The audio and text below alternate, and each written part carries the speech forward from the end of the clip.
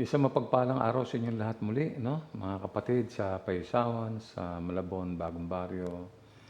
Isa na namang araw na linggo na ginawa ng Diyos para sa ating lahat. Sana'y nakahanda na po tayong lahat.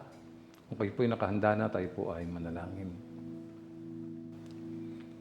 Ama, nagkatipon kami ngayon, Panginoon, sa iyong sambayan upang handugan ka ng sakripisyo ng panalangin at pagsamba. Iba't iba ang aming pinanggalingan. Ang ilan ay lumakad na kasama ka sa maraming mga taon.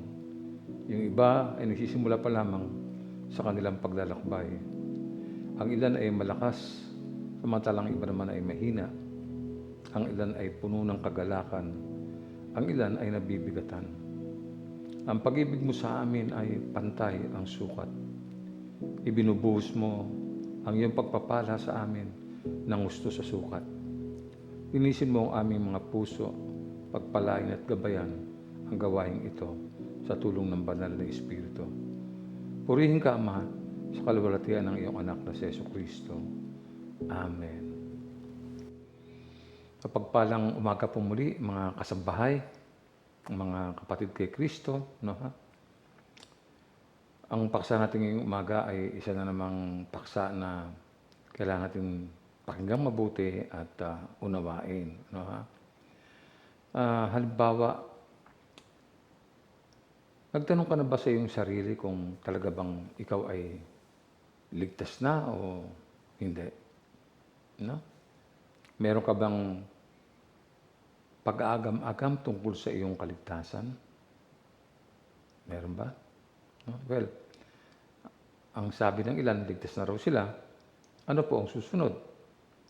Ang pananampalataya kay Jesus ay simula lamang sa ating buhay Kristiyano. No? Maaring magtanong tayong muli, sigurado bang ligtas ako? Well, hindi ka po nag-iisa sa tanong na yan. Ano? Marami sa atin hindi alam kung ano ang kasunod na mangyayari matapos natin tanggapin si Jesus bilang ating Panginoon at tagapagligtas. No?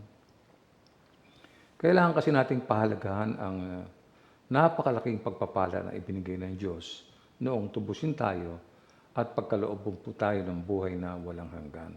Mahalaga po yan. No? Ang tawag dito ay pananampalatayang nagliligtas. No?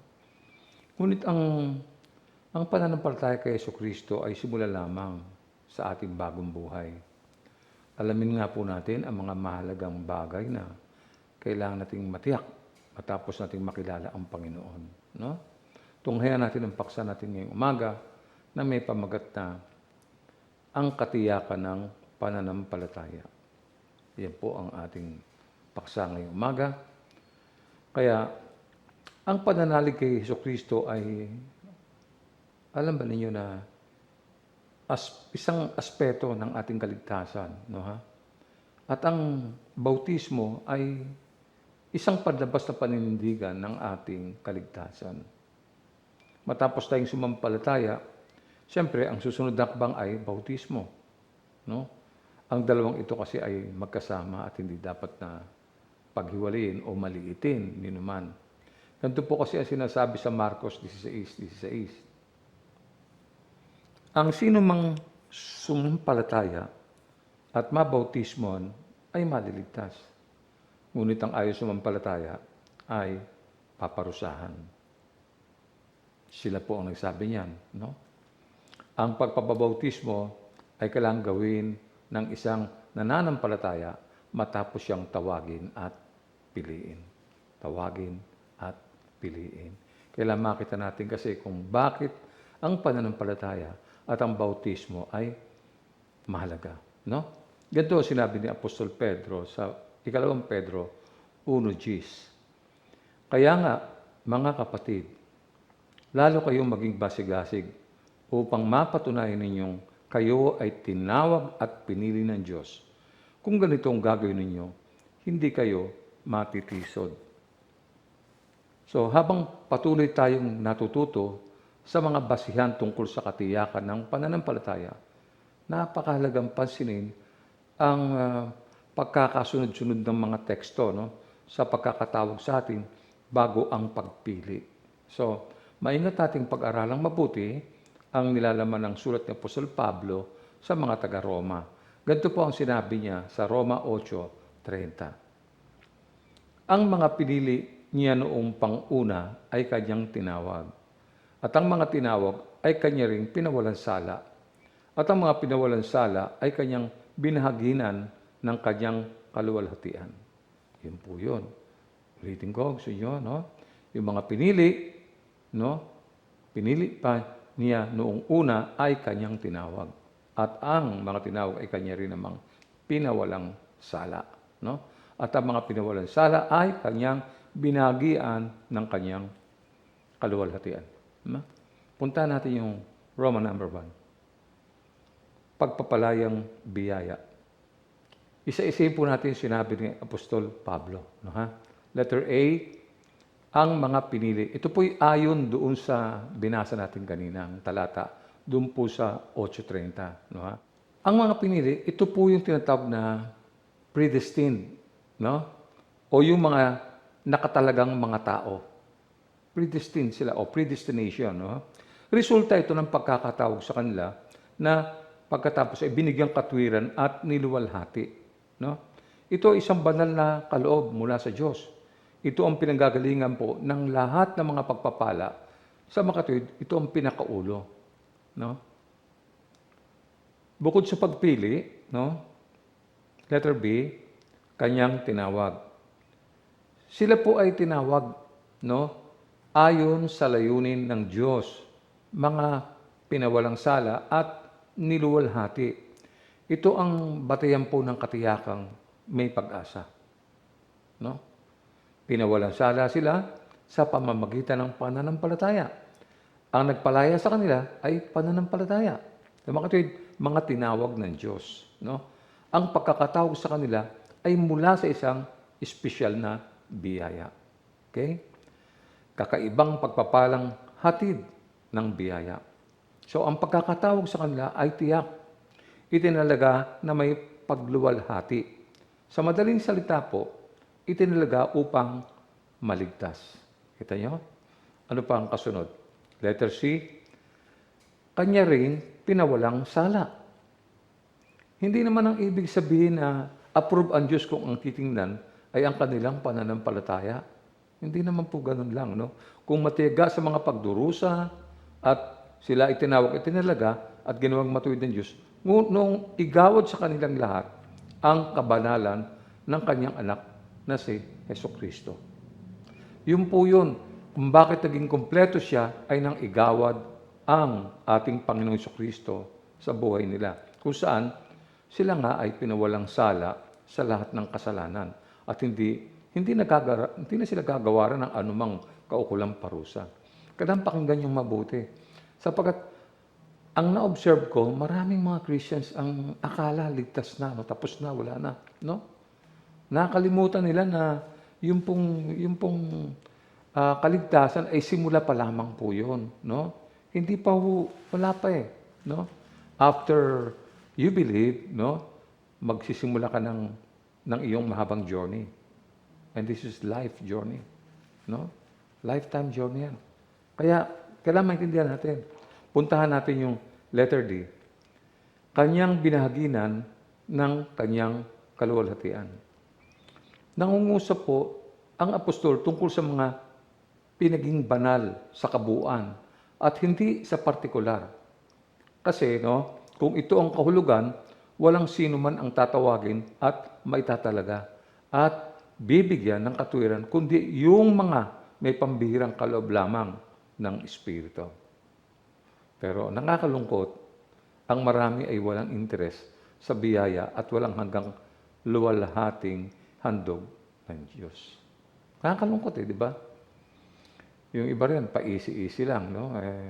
Sayang, sinasayang nila yung magandang pagkakataong pinagkaloob sa kanila ng Panginoon. Ngayon, silang mga pinili ay itinilarga rin naman at tinawag. No?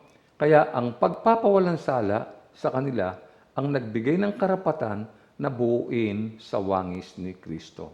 Binuo sila sa wangis ni Kristo. Ang pakikipag-isa kay Jesus ang nagbigay ng kapatawaran sa lahat ng mga kasamaan nila.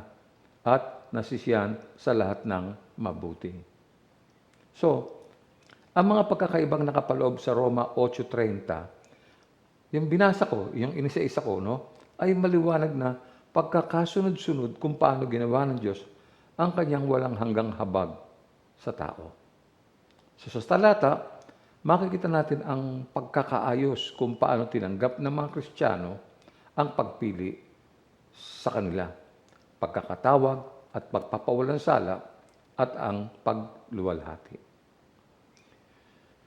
Itong paksa natin ngayong umaga, ito po ay pumasok sa puso ko noong ito pong pagpasok ng pandemya, no? Kasi napansin ko nga parang marami yatang mga Kristiyano tumanggap sa Panginoon na hindi pa yata maliwanag sa kanila kung ano yung nangyari sa pagkakakilala na sa Diyos, no? Noong sila'y tawagin at piliin ng Diyos.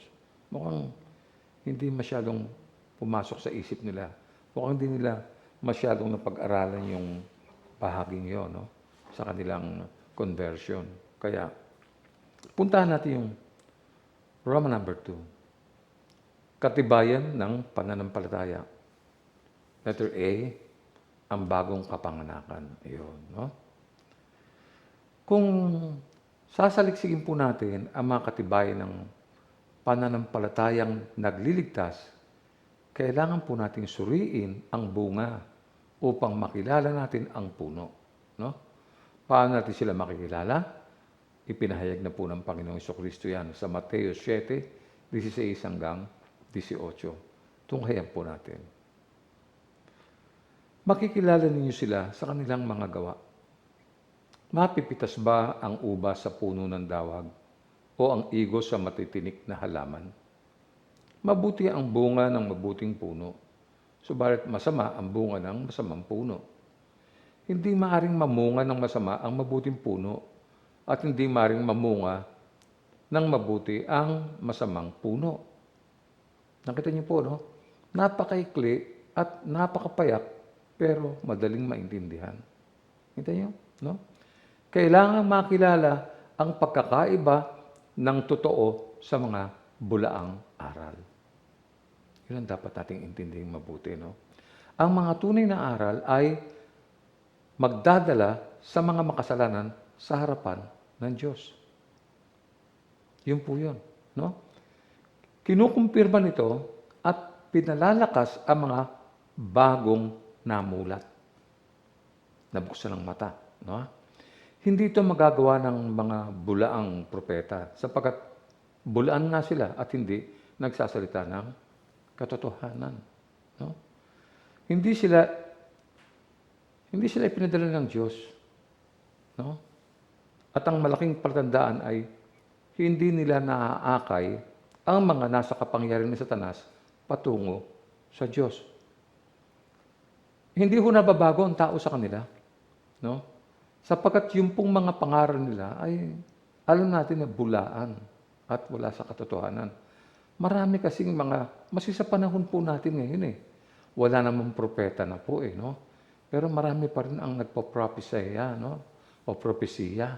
At kung ano-anong kabulastugan ang ginagawa nila, no? Marami silang idinadagdag sa salita ng Diyos, no? Kaya, siguro magandang tunghayan natin yung sinasabi ni Apostol Lucas sa 6:43 hanggang 44. Basahin po natin. Walang mabuting punong kahoy ang namumunga ng masama at wala ring masamang puno ang namumunga ng mabuti.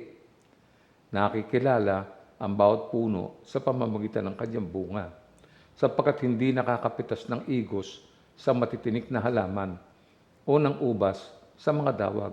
Yan, kita nyo? Yung masama talaga. No? Yung mabuti talaga yon. Upang lalo nating maunawaan ang mga talatang ito, basahin natin ang Mateo 7:21. No?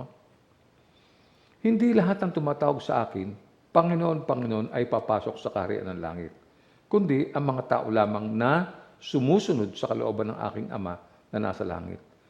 Napakasimple po ng talatang ito, pero alam nyo, marami pong mga tao hindi nila natutumbok ang kahulugan nitong sinabi ng ating Panginoong Jesucristo.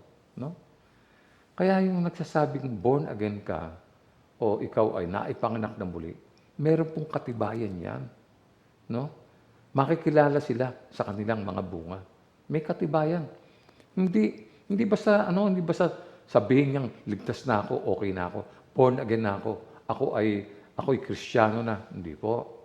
May mga katibayan po yan. No? Kaya yung nagsasabing ligtas na dahil sa pananampalataya, pero ayaw naman putulin at layuan ng kasalanan, ay isang malaking kasinungalingan. No? Kita niyo? Born again daw siya, pero hindi naman lumalayo doon sa mga masasamang gawain. No? Ang sabi rito ni Jesus, kailangan sumunod sa kalooban ng Ama o ng kanyang Ama. At kung hindi tayo susunod, wala akong makakalahaya sa kasalanan. Lahat po tayo ay mapapahamak. Ito pa, aklat ng mga kawikaan sa 8:13. Ang paggalang at pagsunod kay Yahweh ay naglalayo sa kasamaan. Ako ay namumuhi sa lahat ng kalikuan, sa salitang baluktot at sa diwang kayabangan. Kita nyo? Na? Ang paggalang at pagsunod kay Yahweh, no, ay naglalayo sa kasamaan. Umusbong ng pagkakilala, pagkatakot, kaya may galang. Kita nyo? Lumalayo yan sa kasamaan. Sabi ng Panginoon, ako ay namumuhi sa kasamaan. Sa lahat ng kasamaan. Sa lahat ng kalikuan. Sa lahat ng salitang baluktot at sa diwang kayabangan. Galit ang Diyos yan. Paano ko sasabihin mong Christian ka tapos? Alam niyo, kung hindi tayo mananabik sa kabanalan at sasabihin natin, pupunta tayo sa langit. Pwede mo naman sabihin yan, pupunta ka sa langit. Pero ang totoo niya, niloloko mo lang ang sarili mo, no? At wala sa iyo ang katotohanan. Marami tao ganyan magsasabi, wag tanong mo, saan ka pupunta? Sa langit daw. No? Hindi po mangyayari yun. No? Kailangan nating layuan ang kasalanan, unang-una. Ganito ang nasasaad sa aklat na pahayag tungkol sa magiging kinabukasan ng tao. Basahin ko, pakinggan nyo. No? Pahayag 21, 24 hanggang 27. Sa liwanag nito'y lalakad ang lahat ng tao at dadalhin doon ng mga hari sa lupa ang kanilang kayamanan. Mananatiling bukas sa buong maghapon ang mga pinto ng lungsod sapagkat hindi nasasapit doon ang gabi. Dadalhin sa lungsod ang yaman at dangal ng mga bansa. Ngunit hindi makakapasok doon ang anumang bagay na marumi sa paningin ng Diyos. Ito'y ang mga gumagawa ng masama at ang mga sinungaling. Ang mga tao lamang na ang pangalan ay nakasulat sa aklat ng buhay na iniingatan ng kordero ang siyang makakapasok sa lungsod. Ang linaw, kita mo. Kung born again Christian ka, lalayo ka sa kasalanan. Hihiwalay ka dyan. Hindi ka na babalik dyan. At dito, binabalangkas sa aklat ng pahayag kung sino yung mga taong di makakapasok. Mga anumang bagay na marumi sa paningin ng Diyos. Tao. Tinignan ka ng Diyos. Kilala ka ng Diyos kung ikaw ay maayos o hindi. Alam niya yan. No? So, yung mga gumagawa ng masama at mga kasinungalingan, malinaw yung sinabi rito sa pahayag. Ang mga tao lamang na ang pangalan ay nakasulat sa aklat ng buhay na iniingatan ng kordero ang siyang makakapasok sa lungsod. Malinaw po yan. Malinaw yan. Wala pong ifs and buts dyan. Yan ang hinihinging requirements. No? Yan. So, puntahan natin yung letter B. No? Biyaya ang maipanganak na muli sa banal na Espiritu. Yan. Biyaya. It's a blessing. No? Pagka ikaw ay na-born again mula sa banal na Espiritu. No? Kaya, ang sino mga nagkukunwari at magsabing siya ay ligtas, ngunit wala namang tunay na kalungkutan at pagsisisi sa kanyang kasalanan, o kaya hindi namumuhi sa naghaharing kapangyarihan ng kasalanan sa kanyang buhay, mga kapatid, walang nalalaman ang taong yan tungkol sa katiyakan ng pananampalataya o yung katiyakan ng kaligtasan. No? Basahin natin sinabi ni Jesus sa Mateo 7:26.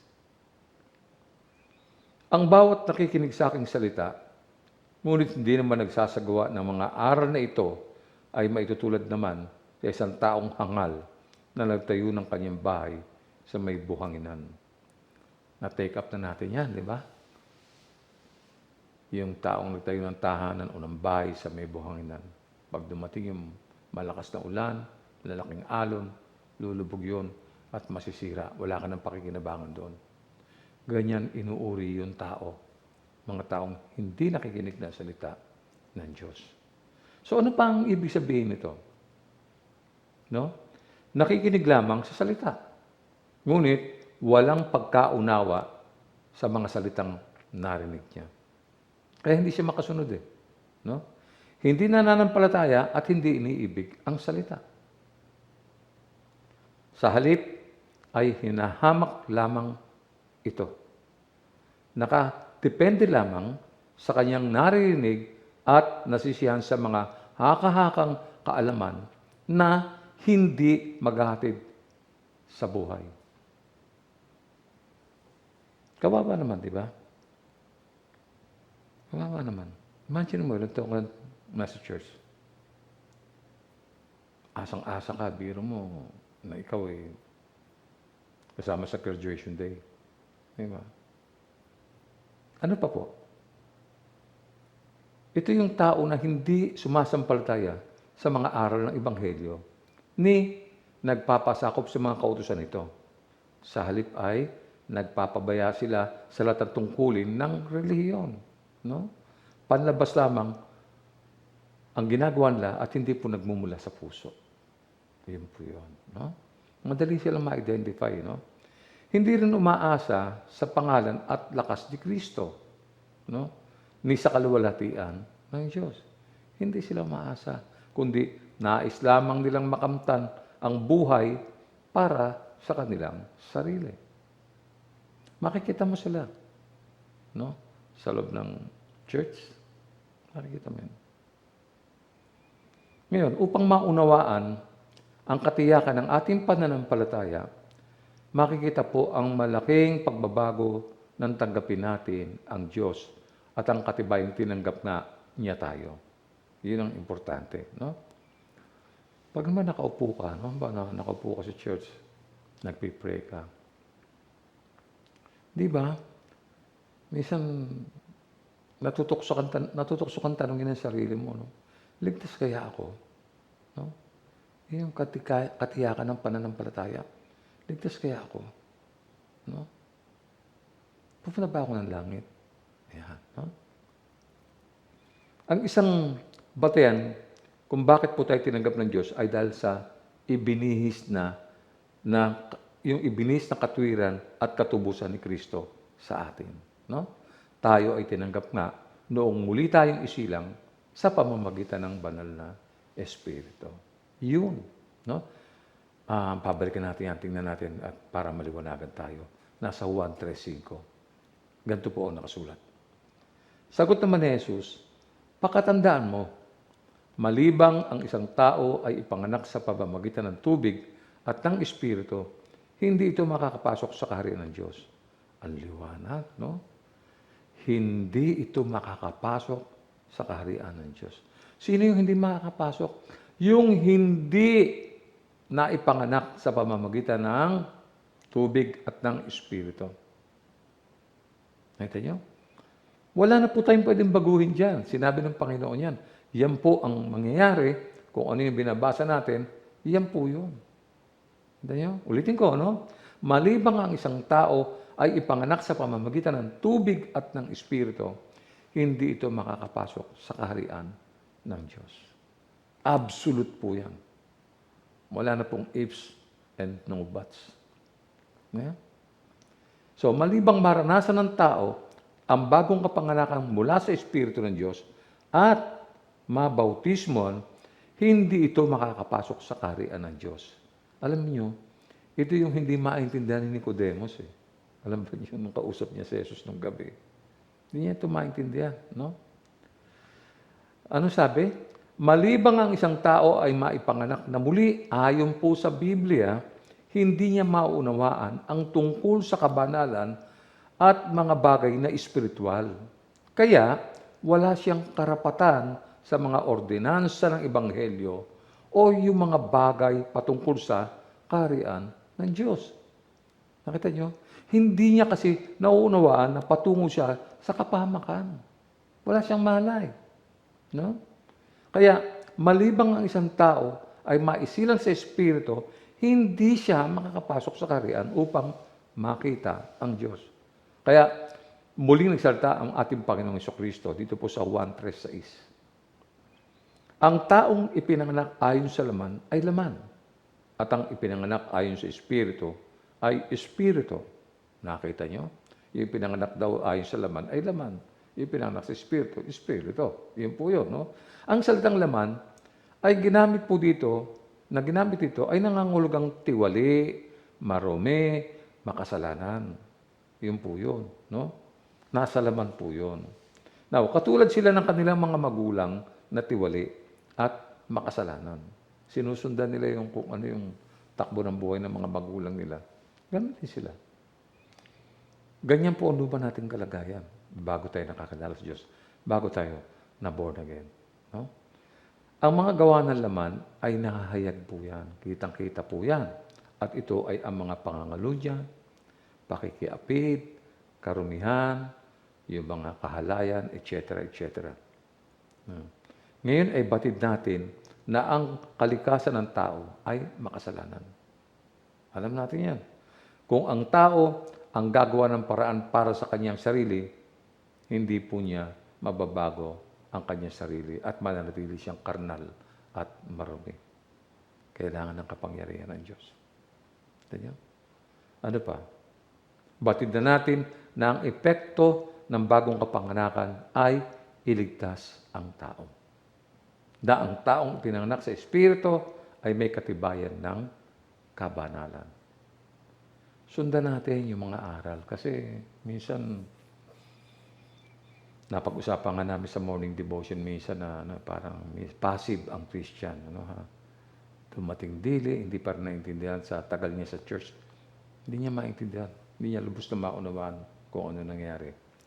Basahin naman natin ang sinasabi ni Apostol Pedro sa Ikalawang Pedro, Kabanatang 1, 3-4. Tinanggap natin sa pamamagitan ng kapangyarihan ng Diyos ang lahat ng bagay na magtuturo sa atin upang tayo mamuhay na maka-Diyos. Ito'y dahil sa ating pagkakilala kay Jesus, na siya ring tumawag sa atin upang baginan tayo ng kanyang karangalan at kabutihan. Sa paraang ito ay binigyan niya tayo ng mga dakila at napakahalagang pangako upang makaiwas tayo sa nakasisirang pagnanasa sa sanlibutan ito at upang makabahagi tayo sa kanyang likas bilang Diyos. Kita nyo na? No? Antindi, no? Yan lamang sa tanging sa paraan, yan lamang tayo maaring mabago at maging dakila at makaiwas tayo sa mga nakasisirang pagnanasa sa sanlibutan ito. No? Paano natin gagawing tiyak ang pagkakatawag at ang pagkakatalaga sa atin? Diba? Maliwanag ang sinabi ni Apostol Pedro sa mga talata. Tunghayan po natin. Ikalawang Pedro, Kabanatang 1, 5-7. Dahil dito, sikapin ninyong idagdag sa inyong pananampalataya ang kabutihan. Sa inyong kabutihan, ang kaalaman. Sa inyong kaalaman, ang pagpipigil sa sarili. Sa inyong pagpipigil sa sarili, ang katatagan. Sa inyong katatagan, ang pagiging maka-Diyos. Sa inyong pagiging maka-Diyos, ang pagmamalasakit sa kapatid. At sa inyong pagmamalasakit, ang pag-ibig. Kita nyo, no? Kung gusto natin maging malusog, spiritually, no? Katulad rin yan ng isang nagkukulang sa pagkain, no? Pagkakulang ng pagkain, nagbubunga yan ng pangangayayat at ang kakulangan ng ehersisyo ang sanhi naman upang humina ang katawan ng tao. Kaya kung kulang tayo sa binabanggit dito ni Pedro, no, sa mga pagsisikap sa mga bagay na ito na sinalita niya, no, maghatid ito ng kasalatan sa ating kaluluwa. Kukulangin sa espiritual na pananaw at kawalan ng katiyakan ng pananampalataya. So, kailangan nating unawain yung bawat talatang binabasa natin. No? Nakita niyo kada sa screen yun. May kulay ang pagkakaiba. Nakita natin kung ano ito mga kailangang idagdag. Ang salita kasing idagdag, ang susi sa mga salitang sinabi ni Pedro. No? Dinadagdag natin sa ating pananampalataya ang mga biyayang bubuo sa ating Kristiyanong pamumuhay. No? Yun po yun. Hindi natin pwedeng iwasan eh. Doon tayo dadaan. No? So, ang salitang idagdag, ang siyang naghahatid ng pagkakaisa. Parang choir. Alam niyo, yung choir kasi, may iba't ibang tinig na nagkakaisa. Ang tawag mo ron ay harmony. O, no? Harmony. Iba't ibang tinig yan, iba't ibang boses yan, pero pag pinagsama-sama mo, there is a harmony. Nakita niyo? Ganun po.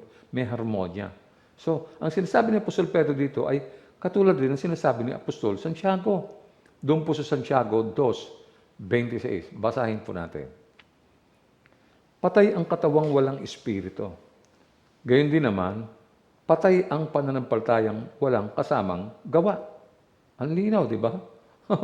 yung patay, pagka walang espiritu ang katawan, patay siya. Kaya, patay din ang pananampalatayang walang gawa. Wala siyang kapangyarihan. Kahit anong bali-balitad mo rito, hindi ka makabubuo. Wala kasi patay nga eh. Naintindihan niyo? Sa mga tweet, ang pagdaragdag ng mga gantong kabutihan sa pananampalataya ay kailangan. Yung ipinadadagdag ni Pedro, kailangan isipin natin, isa-isayin natin, sikapin natin. Hindi po siya madali. Hindi siya madali. Kailangan natin sikapin. Kaya sinabi niya, sikapin ninyong idagdag. Kita niyo? May pagsisikap, no? Sa mga talatang 8 hanggang 9, nangusap si Apostol Pedro tungkol sa malaking pagkakaiba ng buhay at kamatayan. Patay ang kalagayan ng kaluluwang kulang ng mga bagay na ito. Katulad ng 7 biyayang nabanggit natin, ng binasa natin doon sa ibaba, makikita ninyo. No? Ganito pa ang dagdag ni Pedro sa 2 Peter chapter 1, verse 8 and 9. No? Ang mga katangiang iyan ang kailangan ninyong taglayin at pagyabanin upang ang inyong pagkakilala sa Panginoong Kristo ay huwag mawala ng kabuluhan at kapakinabangan. Ang taong wala ng mga katangiang iyan ay mistulang bulag at nakalimot na pinatawad na siya sa kanyang mga kasalanan. Intindihin niyong mabuti yung mga talata. Kita niyo po yun? Kapag nakamtan na ang mga bagay na ito, yung 7 biyayang naging bunga ng pagkakilala sa Panginoong Kristo ang siyang katiyakan ng ating pananampalataya. In short, tiyak, sure yung faith mo, tiyak yung pananampalataya mo. Importante, hindi ka nagdadalawang isip na, ligtas ba ako? Save kaya ako? Palagi mo save ako? Wala akong ganun. Kailangan tiyakin mo ang katiyakan ng iyong pananampalataya. You have to check it out. Hindi pwedeng ibang tao tatanungin mo, walang mali ng tao dyan. Ikaw mismo. Mayroong mga bagay na pinapangaral ang mga apostol na kailangan mong bigyan pansin at pag-aralan at sikaping gawin. Kaya nga may pagsisikap no? Meron pa, doon sa, basahin natin yung 1:17-3. Tunghayan po natin. Ito ang buhay na walang hanggan. Ang makilala kanila, ang iisa at tunay na Diyos at ang makilala sa Kristo na iyong isinugo. Yung morning devotion kanina, yung kailangan makilala ang Diyos. No? Ang ganda ng morning devotion. Sabi ko, ito dapat nababasa ng mga Kristiyano ito para hindi makalampas sa mata nila. No? Ang makilala kanila, ang iisa at tunay na Diyos. At ang makilala sa Kristo na iyong sinugo. No, ha? Ipinakikita po sa teksto ang malaking pagkakaiba sa pagitan ng mga taong lumalakad sa kasalanan at ang kawalang pananampalataya kaysa doon sa mga nag-i-enjoy ng mapagpalang katiyakan ng pananampalatayang nagliligtas. Of course, magkaiba sila eh. Yung taong tiyak sa kanyang pananampalataya, may direksyon yan. Alam mo yan, nasa linya. Yung isa wala. Kaya, nakakalungkot talaga, no? Merong isang kapatid na nagkwento sa amin sa morning devotion na namatay pala yung isang ma-attend sa atin. Dalawang lalaki yun na every Sunday sabay lagi dumarating sila. Umakit sa hagdanan, masaya sila. At ewan ko talagang, mula nung dumalo sila, tuloy-tuloy po, di sila nag-a-absent. No? Mahirap lang ang buhay nila, no? Nakakarating sa akin ng balita na namatay na yung isa sa kanila. Pero nakakatuwa kasi yung kinikwento ng kapitbahay. Kasi noong gabing bago siya mamatay, sumisigaw siya ng malakas. Jesus, patawarin mo ako sa aking mga kasalanan. Alam mo, maraming mga Christian di masabi na patawarin mo ako sa kasalanan ko. Alam mo, sumisigaw siya at alam mo, pinagtatapat niya sa harapan ng Panginoon na makasalanan siya. No? At sa tingin ko, no, kasama na silang Panginoon ngayon. No? Siguro sabi ng Panginoon, malinis ka na. Halika na. Tsaka, nahirapan siya kasi meron siyang asthma. Alam niyo yun? Mahagok pagka humihinga. No? Kaya nung gabing yun, huling gabing yun, bago siya namatay, isinisigaw niya. Humingi siya ng tawad sa Diyos. Natutuwa ako na hindi mo dumating pa. Yung ibang tao, pagka alam mamamatay na, tataranta eh. Hindi na alam masasabihin eh. No? Ito ang linaw ng pag-iisip. Inihingi niya ng tawad. No? Yung mga katiyakan ng kanyang pananampalataya. Mahalaga yun eh. No? Kaya, sa 2 Peter chapter 1, verse 10 to 11, ganito naman ang mababasa natin. Paalala po ito, no? Kaya nga, mga kapatid, lalo kayong maging masigasig upang mapatunayan ninyong kayo ay tinawag at pinili ng Diyos. Kung ganito ang gagawin ninyo, hindi kayo matitisod. Sa ganitong paraan, kayo'y maluwag na papapasukin sa walang hanggang kaharian ng ating Panginoon at tagapagligtas na si Jesucristo. Ang tindi nito, no? Kailangan maging masigasig. Para ano? Para mapatunayan ninyong kayo ay tinawag at binili ng Diyos. Pag tinanong ka, ikaw ba tinawag ka ng Diyos? Ha? Teka. Not sure. Kailangan matiyak mo yun. No? Pag-aral mo, isipin mo, saliksikin mo ang sarili mo. Tanungin mo ang sarili mo. Kasi hindi ka naman pwede magsinungaling eh. Kasi ikaw lang mag-isa eh. Wala ka namang kausap na kapatid eh. Di ba? Madalas naman talaga kasi malihim tayo. Pero this time, nag-iisa ka lang. Tanong mo sa sarili mo, maging honest ka. Di ba? Alam nga naman magsinungaling ka pa sa sarili mo. Di ba? Alam mo kung ligtas ka o hindi. Alam mo yun. Alam mo, kung may kapangyarihan sa iyo ang salita ng Diyos, alam mo yan. No? Hindi tayo namamana sa dilim, mga kapatid. Ha? Oh. Sa ganitong paraan ang wika, kayo'y papapasukin o rather, maluwag na papapasukin sa walang hanggang kaharian ng ating Panginoon at tagapagligtas na si Jesucristo. How sweet, no? Diba? Galing. Tinuturo nito na ang sino mang hindi nag-aalaga ng kanyang kaluluwa sa hardin ng kanilang mga puso, lalim, ano ha? Di magtatagal, masusumpungan nila ang mga harding ito ay tinubuan na ng mga tinik. Pinabayaan eh. Pinabayaan. Kaya ang paalala ni Apostol Pedro sa 2 Peter chapter 1 verse 9, ang taong wala ng mga katangiang iyan ay mistulang bulag at nakalimot na pinatawad na siya sa kanyang mga kasalanan. Kita mo na. Hindi nagsasaliksik eh. Hindi niya inuuri ang mga bagay-bagay. Kaya ipinapaalalang mabuti ng apostol sa atin na ang mga bagay na ito, yung binanggit kanina, yung idadagdag natin, no? Ito yung ating katibayan at katiyakang makapasok sa walang hanggang kaharian ng ating Panginoong Jesucristo. Kaya ulitin natin ang sinabi niya sa 2 Peter 1:10-11. Kaya nga, mga kapatid, lalo kayong maging masigasig upang mapatunayan ninyong kayo ay tinawag at pinili ng Diyos. Kung ganito ang gagawin ninyo, hindi kayo matitisod. Sa ganitong paraan, kayo'y maluwag na papapasukin sa walang hanggang kaharian ng ating Panginoon at tagapagligtas na si Jesucristo. Ang sarap, ano? Ganyan niyo, no? Ang katiyakan ng ating kaligtasan ay nakadepende rin po dito sa mga bagay na ito. No? Kasi, kailangan maging masigasig eh. Hindi yung pagkatanggap mo sa Panginoon Jesucristo, tapos na. Yung unang pagkikita niyo, pagkatapos mo, wala na. Ay, hindi ko pwedeng gano'n.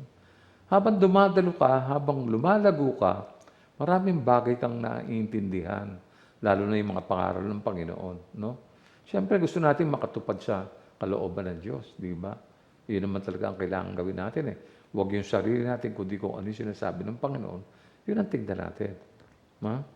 So, tignan natin yung 2 Peter chapter 1, verse 12-16. Kahit na alam na ninyo ang katotohanan ng inyong tinanggap at matatag na kayo rito, lagi ko pa rin kayong paalalahanan tungkol dito. Nakita nyo? No? Sabi niya, kahit alam na ninyo yung mga katotohanan ng inyong tinanggap at matatag na kayo rito, ang sabi ni Pedro, lagi ko pa rin kayong paalalahanan tungkol dito. Isipin nyo, wala na si Pedro more than 2,000 years ago, pero ngayon, naririnig pa natin ang tinig ni Pedro. No? Pinapaalalahanan tayo tungkol dito. Sabi niya sa verse 13, minabuti kong sariwain ito sa inyong isipan habang ako'y nabubuhay pa noong time nila. Nila Santiago, nila Mateo, di ba? So, ang tagal na noon. Hanggang sa, gusto niya na habang nabubuhay pa siya, sariwain sa isipan ng mga tao. Eh ngayon nga, wala na siya. Sinasariwa naman natin yung mga sinasabi niya. No? Kahit wala na siya. Verse 14, alam kong hindi na ako magtatagal sa buhay na ito, ayon sa ipinahayag sa akin ng ating Panginoong Jesucristo. Alam na niya. No? Verse 15, kaya gagawin ko ang lahat upang maalala pa rin ninyong lagi ang mga bagay nito kahit ako'y nasa kabilang buhay na. Ganon yung pagmamalasakit niya sa mga Kristiyano. Ito si Pedro. No? Pero gagawin niya ang lahat para lang maalala natin lagi itong mga bagay ito. No? Ang ganda ng kanyang, ng kanyang puso. No? Grabe, no? Isipin niyo, kahit naroon nasa kabilang buhay na siya. So more or less, maalala pa natin yung mga pinagbiling niya. No? Yung last verse, ang pinahayag namin sa inyo tungkol sa kapangyarihan at muling pagparito ng ating Panginoong Jesucristo ay hindi mga alamat na katha lamang ng tao. Nasaksihan namin ang kanyang kadakilaan. Yun. No? Nagpapatotoo po si Pedro dito. No? So lahat ng mga ipinapahayag nila tungkol sa kapangyarihan at ang muling pagparito ng ating Panginoong Jesucristo, sabi niya, hindi ito kwento, hindi ito alamat. No? Hindi ito kata, hindi ito invento. No? Nasaksihan namin ang kanyang kadakilaan. Witness kami. Yun ang sinasabi ni Pedro dito. No? Sa mga tuwid, mga kapatid, ulitin ko, kailangan saliksikin natin ang hardin ng ating mga puso upang mabatid kung ano ang mga tumutubo doon upang matiyak ang mga katibayan ng pagkakatawag sa atin ng Diyos. Mahalaga po yan eh. No? Mahalaga yan. Wala tayong gagawin eh. From the time we accept and receive Christ as our Lord and Savior, anong gagawin mo? Lalakad ka sa buhay nito. Ito yung long journey. So, hindi ka pwedeng magpa-ekis-ekis dyan. Kailangan lumakad ka na maayos. No? Isang tamang liga, diretso. Ito yung landas na tinatahak ng Diyos. Ito yung binigay niya sa atin. Ito yung susundan natin. At ito ay patungo sa kaligtasan. Patungo ito doon sa kapayapaan, sa pag-ibig ng ating Panginoon. Mahalaga. Kaya hindi yung tinanggap ko si Jesus tapos na. Kailan mo tinanggap yan? Tinanggap ko siya noon pa, mga 5 years ago. Natadala ba petsa? Hindi lang, ang tagal na nga, 5 taon na nga eh.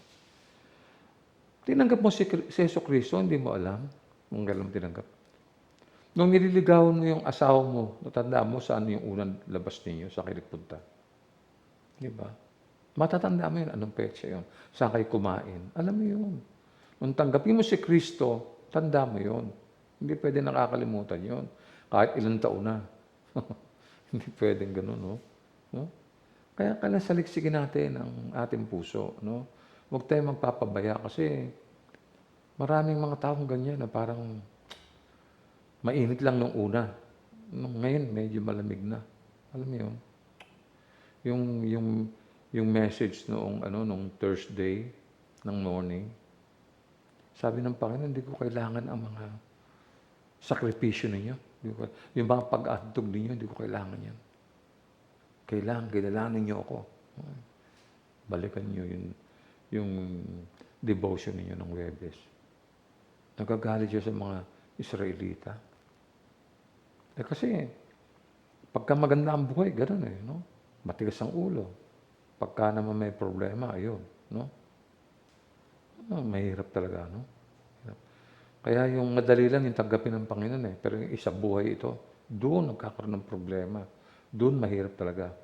Kaya kung sinasabi natin, anak tayo ng Diyos, mas na natin kung nakikita nga ito sa ating mga buhay. No? Mahirap yan eh. No? So, mahigit pang dapat tingnan kung sinasabi natin tayo ay Christian. No? Sabi ni Juan sa 5:24, pakatandaan ninyo, ang nakikinig sa aking salita at sumasampalataya sa nagsugo sa akin ay may buhay na walang hanggan. Hindi na siya hahatulan, sa halip ay inilipat na siya sa buhay mula sa kamatayan. Ang sarap naman ito. Huh? Sarap. Tama yung message sabi, pakatandaan ninyo. Don't forget. Remember.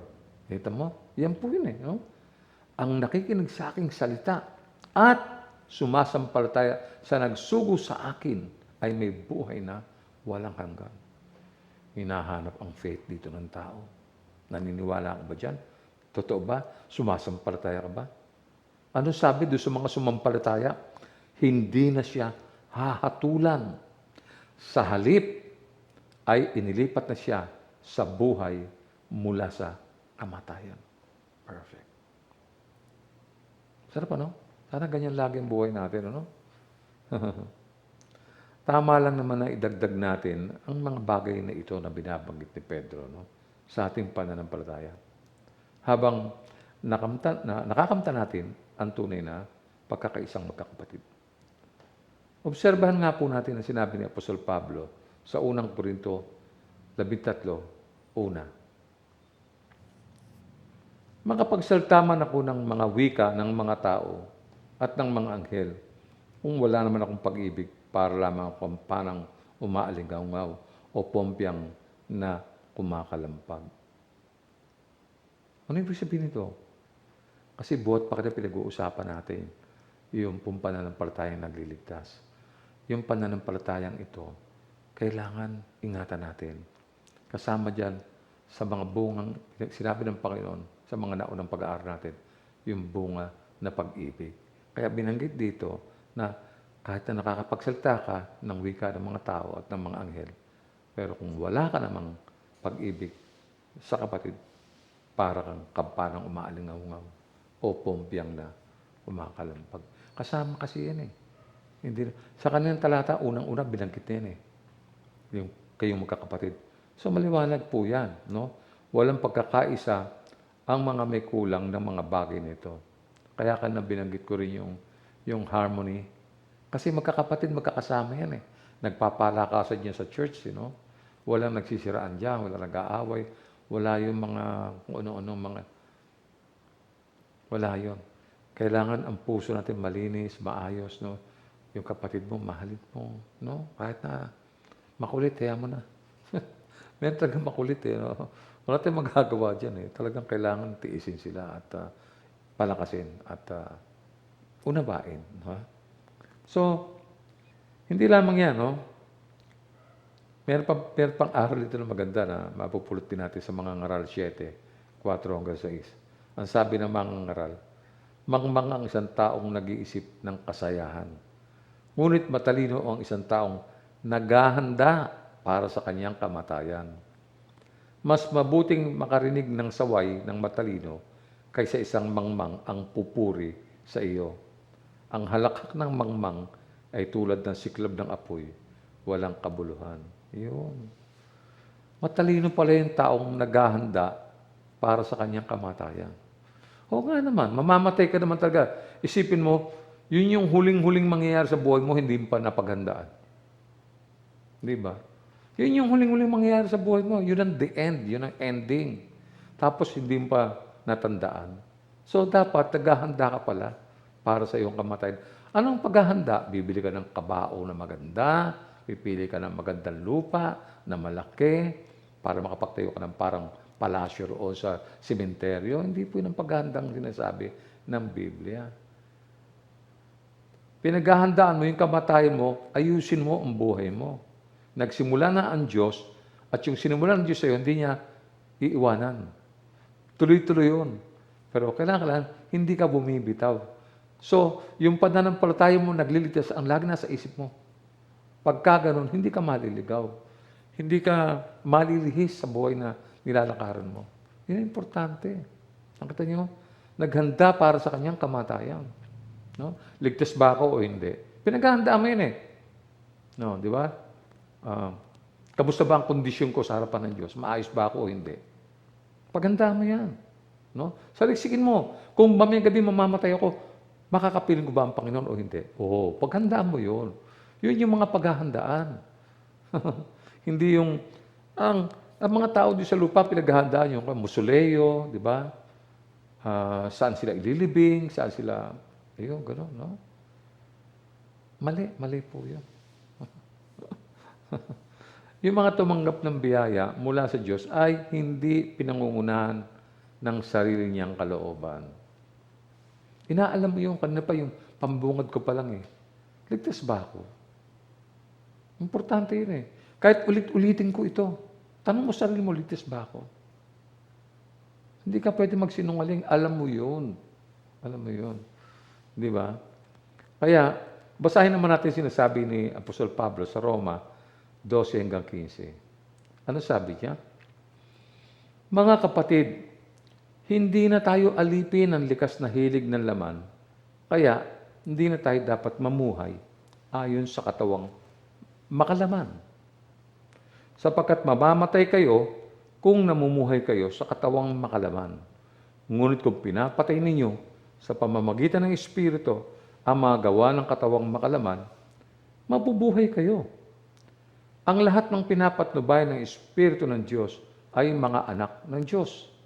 Sapagkat hindi ibinigay sa inyo ng Diyos ang Espiritu upang kayo'y gawing mga aliping namumuhay sa takot.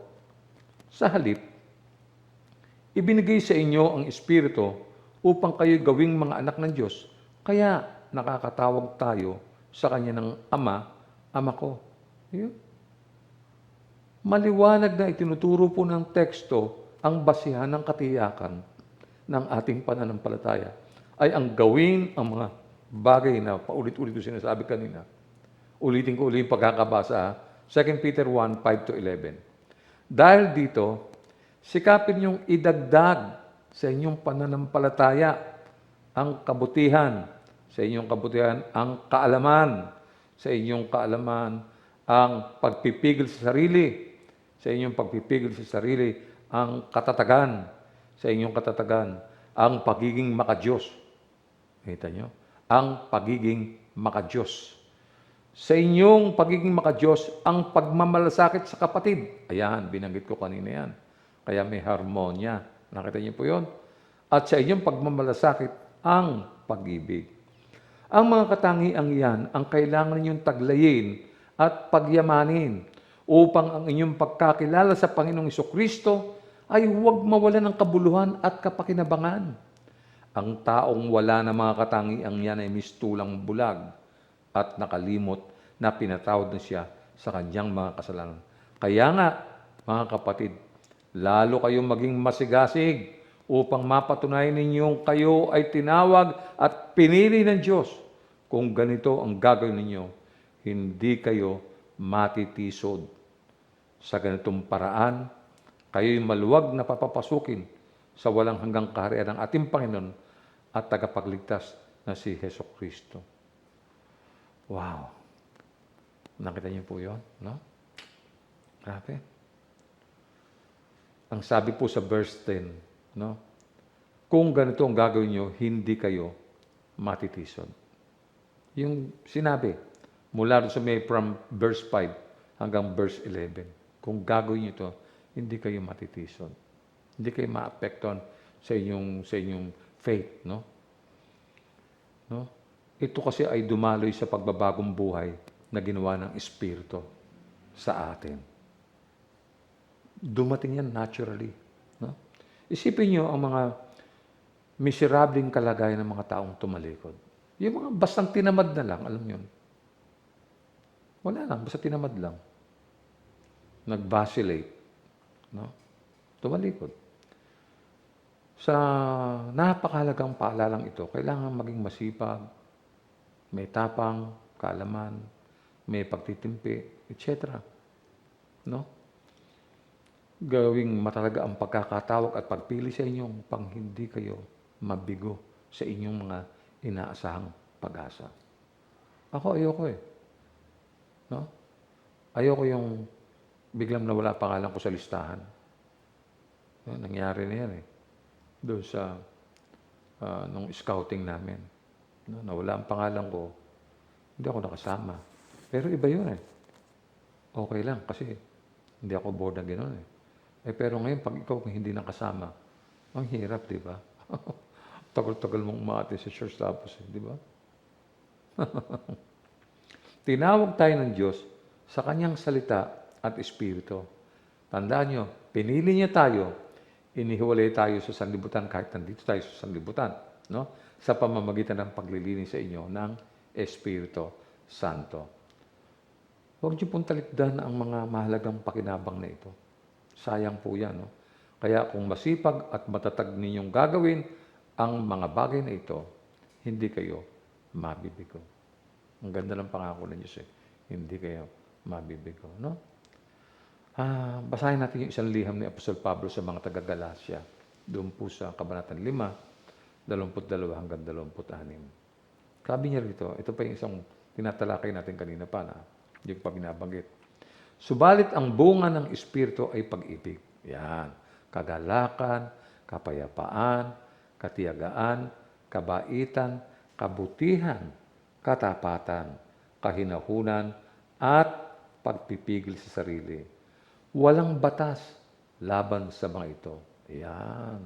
Walang batas daw laban sa mga ito. Ang tindi nito. Pag-ibig, kagalakan, kapayapaan, katiyagaan, kabaitan, kabutihan, at katapatan. Kahinahunan at pagpipigil sa sarili. Siya lahat. No? Yung pahabol ang matindi. Ang sabi sa verse 24, at pinatay na ng mga nakipag-isa kay Kristo Jesus ang kanilang makasariling pagkatao, pati na ang mga masasamang hilig nito. Nasaan ka ngayon? Nandiyan ka pa rin ba? Diba? Wala na, pinatay na eh. Pinatay mo na. Diba? Kaya, kung nandiyan ka pa kapatid, paalala lang naman ito. No? Hindi ka pa naman hinahatulan eh. No? At saka, itong mga talatang binabasa natin at mga pag-aaral na ginagawa natin ay mahalaga para sa kinabukasan mo, sa iyong sambayan, sa iyong mga anak. No? Sabi rito, sa verse 25 hanggang 26, kung ang Espiritu ang nagbibigay buhay sa atin, siya na rin ang paghariin natin sa ating buhay. Huwag na tayong maging palalo. Huwag na nating galitin ng isa't isa at huwag na rin tayong mag-inggitan. Kita mo? Sangkot dito magkakapatid, sabi sa inyo, no? Yung mga naghahangad ng walang kabuluhang luwalhati, no? Hindi po nauunawaan ng mga pagkatakot sa Diyos, eh. No? Naalala ko na naman, nabanggit na naman yan. Naalala ko ng Huwebes, wala silang pagkatakot sa Diyos eh. Nagalit ang Diyos sa kanila eh. Talagang, walang pagkilala. Hindi lang kinikilala. Parang ngayon, pag sinabong, naniniwala ka ba may Diyos? Ay, oo, meron naman. Pero kilala mo ba siya? Hindi. Wala. Ano? Kaya importante kilala natin ang Panginoon. No? Siya yung nagligtas sa atin. Siya yung nagbigay ng buhay sa atin. Siya yung namatay para sa atin. Nakita niyo po yun? Meron pa. Ito pa. Ito, magkakasama ito sa ating tinatalakay ngayon. Kawikaan 8:13. Ang paggalang at pagsunod kay Yahweh ay naglalayo sa kasamaan. Ako ay namumuhi sa lahat ng kalikuan, sa salitang baluktot at sa diwang kayabangan. No? Nangungusap ang Panginoon sa atin. No? Bakit? Oo nga naman. Namumuhi ang Diyos sa kalikuan, sa salitang baluktot at sa diwang kayabangan. Nakita po ni Apostol Pedro kung gaano kahalaga yung mga bagay nito, yung kanina pa natin binabasa. No? Sa katiyakan ng ating pagpasok sa kaluwalhatian. Kaya nga, sinabi niya, doon sa 2 Peter 1:12-13, basahin natin. Kahit na alam na ninyo ang katotohanan inyong tinanggap at matatag na kayo rito, lagi ko pa rin kayong paalalahanan tungkol dito. Minabuti kong sariwain ito sa inyong isipan habang ako'y nabubuhay pa. Alam nyo, nag-iisip po ako eh. Sabi ko, minsan tinatanong ko sa sarili ko, no? Nung unang gabi tayo ay magkaroon ng gawain, no? Pag-aaral, parang introduction sa Book of Romans, no? Nag-iisip ako, sabi ko, habang dumadating yung mga kapatid pa isa-isa, hindi na puno yung mga upuan eh. Sabi ko, ulitin ko yung sinabi ko sa inyo last week, no? Nag-iisip ako, sabi ko, bakit ganito itong mga taong ito? Hindi ba na naisip nung pandemya, starting March po yun eh, tandaan nyo, bigla pong parang huminto ang lahat ng bagay sa mundo, di ba? Ang takot ang mga tao, hindi na po lumahalabas ng bahay, no? Hindi na naka-face mask, takot na takot.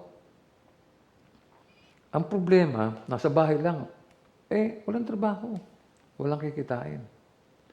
Ang galing ni Lord, no? Nag-provide po siya ng pagkain at pera. Diba? Dumating ang mga tulong sa atin. Kami may mga dumating sa bahay. Hindi naman kami nanghingi, pero dumating. No? At nakakagulat. No? Tapos, parang wala lang. At ngayong hindi pa tapos ang pandemya, meron pa rin pag-aalala ang tao. Pero ngayon, mas maraming tao na ang lumalakad sa kalsada. Mas marami na ang pumupunta sa mall ngayon. No? Pero hindi nila naiisip na siguro baging sa atin, sa church. Di ba nyo naiisip? Di ba? Dumating yung mga tulong, dumating yung itong pandemic na to, no? Wala man lang namatay sa inyo dahil sa COVID-19. Wala. So, anong dapat natin gawin? I was waiting yung first Wednesday natin. Sabi ko, ba't kaya wala yung mga kapatid? Naisip niyo ba yun? Isa ka ba doon sa mga wala nung gabing yun? Hindi ka ba nag-isip na pumunta ako sa church para magpasalamat sa Diyos? Para ipatotoo ko sa mga kapatid na habang di pa nag-i-start yung gawain. Kaya alam mo, pinagpala ako ng Diyos. Nakakapagpatotoo sila. Di ba? Hindi nila naalala. Hindi sila nagkasakit. Di ba? Dumating yung mga tulong sa kanila. Yung mga ayuda. Di ba? Pati yung ating butihing mayor, nagbigay ng kanyang mga ayuda. Di ba? Di ba dapat lang na pasalamatan natin ang Diyos? Kung di man tayo nakapagpasalamat doon sa mga nagbigay ng ayuda, sa Diyos na lang. Total na lang natin sa pangalan ng Panginoon. Di ba? Naghintay ako nung second Wednesday. Wala rin yung iba pa. Third week, wala pa rin. Sabi ko, hindi kaya nila naaalala talaga o talagang nakatakip ang mga mata nila. Sarado ang puso. Mga kapatid, ito yung mga bagay na dapat natin tingnan. No? Kung tayo ligtas, alam natin yung pananampalatayang tinanggap natin ang nagligtas sa atin. Ito yun. Walang iba. At itong mga kaligtasang tinanggap ng bawat kapatid sa church, ano po yun, marapat lamang na ipagpasalamat natin sa Diyos yan. Kaya sinasabi ni Pedro, lagi ko pa rin kayong paalalahanan tungkol dito. No? May nabuti kong sariwain ito sa inyong isipan habang ako'y nabubuhay pa. Sabi niya. Magandang tandaan, magandang balikan. Ano? Mabuti para sa ating kaluluwa ang mga habiling ito ni Apostol Pedro. Kailangan natin tiyakin ang ating pananampalataya. Kailangan natin tiyakin na ang pananampalatayang ito ay nagliligtas. No? Hindi pa huli ang lahat. Kung naririnig nyo ang tinig ng Diyos sa umagang ito, magbalikwas tayo. Magandang ipakita natin sa Diyos na nakaunawa tayo. Nagbalik ang liwanag sa ating mga mata. Nakita natin ang layunin ng Diyos sa buhay natin. Lagi tayong magpasalamat. Wala nagkakasakit sa atin hanggang ngayon. Salamat sa Diyos. Tayo po ay manalangin. Ama, dumating na kami sa pagtatapos ng aming gawain at nais ka naming pasalamatan sapagkat sinamahan mo kami sa buong panahon ng aming gawain ngayong umaga. Salamat sapagkat hinipo mo ang aming mga buhay sa mga pamamaraang hindi namin maipaliwanag.